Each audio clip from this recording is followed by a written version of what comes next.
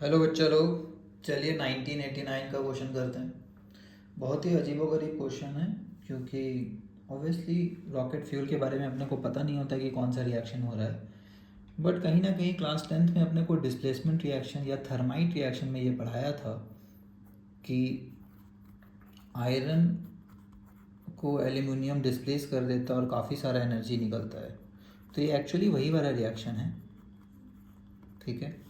तो ये रहा एक बैलेंस इक्वेशन।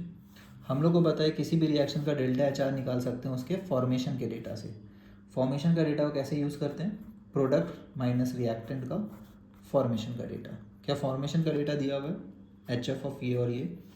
आयरन का फॉर्मेशन कितना लेंगे? 0। एलिमेंटल स्टेट में, स्टैंडर्ड एलिमेंटल स्टेट में किसी का भी फॉर्मेशन क्या होता है? अपना 0 ही लिया जाता है। यहाँ पे प्रोडक्ट कौन है? Al2O3, वो है -399 माइनस टाइम्स ऑफ, ठीक है, रिएक्टेंट का कितना दिया हुआ है? 199। तो ये 199 हो जाएगा माइनस माइनस प्लस, तो आंसर माइनस में आएगा, ठीक है।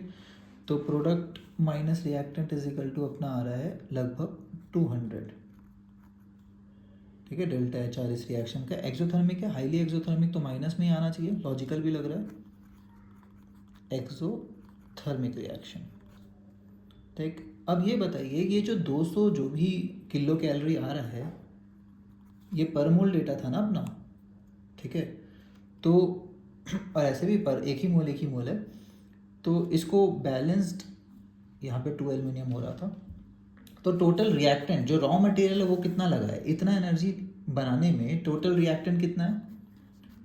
टोटल रिएक्टेंट 1 मोल Fe2O3 है ना, 1 मोल ऑफ इतना प्लस 2 मोल ऑफ एल्यूमिनियम, ठीक है। Fe2O3 का आयरन का मोलर मास होता है 56, 56 into 2 112 plus 16 into 3 48, 112 plus 48 is equal to 160।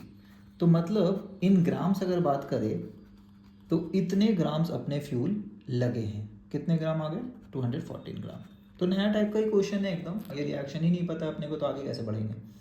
तो हम लोग को पूछा गया फ्यूल वैल्यू बताइए, कैलकुलेट द फ्यूल वैल्यू पर ग्राम। तो फ्यूल वैल्यू क्या होता है? जितना एनर्जी निकला डिवाइडेड बाई टोटल ग्राम्स में कितना रिएक्टेंट यूज़ हो रहा था, क्योंकि एक रिएक्टेंट से तो काम चलेगा नहीं, दोनों का बताना पड़ेगा ना, दोनों लाएंगे तभी तो रिएक्शन होगा। तो अपने को बोलना पड़ेगा -200 या 200 जो भी आ रहा है डिवाइडेड बाई 214। तो ये लगभग 0.9 आ रहा है, क्लियर कट दिख रहा है, डिनोमिनेटर बड़ा है। किसी को पूरा सॉल्व करना है कर लीजिए, टाइम पास। पुराना क्वेश्चन है, अपने को तो बस लॉजिक से मतलब है। अब तो अपने पास ऑब्जेक्टिव मेनली क्वेश्चंस होते हैं, तो उसमें ऑप्शंस होता है या फिर नंबर्स अच्छे होंगे जो कैलकुलेट हो जाते हैं। अब एक और चीज़ बोला है, पर ग्राम के जगह पर सेंटीमीटर क्यूब भी बताइए, पर सीसी। सीसी क्या होता है? सेंटीमीटर क्यूब, मतलब वॉल्यूम। अब वॉल्यूम निकालने के लिए डेंसिटी दे दिया है, तो चलिए Fe2O3 का वॉल्यूम पहले निकालना पड़ेगा, ठीक है। वॉल्यूम ऑफ Fe2O3, तो डेंसिटी इज इक्वल टू क्या होता है? अपने को पता है density is equal to mass by volume. तो वॉल्यूम क्या हुआ? Mass by density. मास कितना था Fe2O3 का? 160, और उसका डेंसिटी दिया हुआ है 5.2, ठीक है। तो ये लगभग आ रहा है अपना 5 3 15 होता है, तो 30 पॉइंट समथिंग आ रहा है।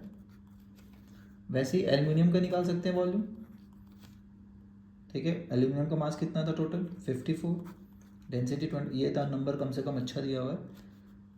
तो यहाँ पे कितना आ रहा है? 20 सेंटीमीटर क्यूब। वॉल्यूम का यूनिट सेंटीमीटर क्यूब आएगा, क्योंकि डेंसिटी ग्राम पर सीसी है। टोटल वॉल्यूम कितना हुआ? Total volume is equal to 20 plus 30.77, लगभग 50.77 सेंटीमीटर क्यूब, जिसको सीसी लिख रहा है ये लोग। तो वैल्यू क्या हुआ? कैलोरी वैल्यू या fuel value is equal to total energy,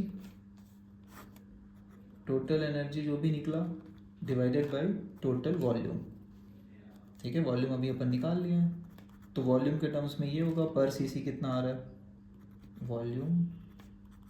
तो ये अपना -200 था टोटल एनर्जी डिवाइडेड बाय 50, तो लगभग 4 से थोड़ा सा सम कम, तो 3.94 किलो कैलोरी पर सीसी अपना आंसर आ गया।